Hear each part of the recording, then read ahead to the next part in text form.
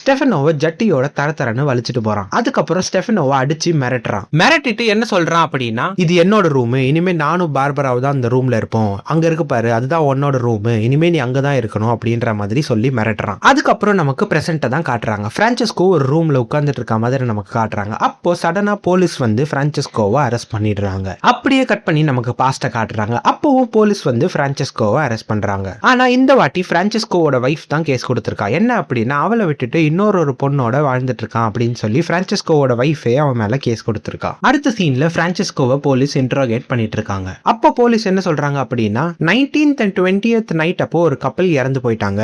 அந்த டைம்ல நாங்க மீடியாக்கு ஒரு நியூஸ் கொடுத்திருந்தோம். அதுல நாங்க என்ன சொல்லியிருந்தோம் அப்படின்னா, பையன் மட்டும் கொஞ்ச நேரத்துக்கு உயிரோட இருந்தான், அவன் அந்த மான்ஸ்டர் ஐடென்டிஃபை பண்றதுக்கு எங்களுக்கு ஒரு எவிடன்ஸ் கொடுத்திருந்தான், அதை வச்சு நாங்க அந்த மான்ஸ்டரை சீக்கிரம் கண்டுபிடிச்சிருவோம் அப்படின்னு சொல்லி நாங்க மீடியா கிட்ட நியூஸ் கொடுத்திருந்தோம். அந்த நியூஸ் எப்போ வெளியே வந்ததோ அதுல இருந்து நீ வீட்டை விட்டு தலைமறைவாயிட்ட. எதுக்காக நீ வீட்டை விட்டு வெளியே போன, உன் காரை எதுக்கு மறைச்சு வச்சிருந்த, நீ தான் அந்த கொலையெல்லாம் பண்ணிட்டு இருக்கியா அப்படின்னு சொல்லிட்டு போலீஸ் பிரான்செஸ்கோ கிட்ட கேக்குறாங்க.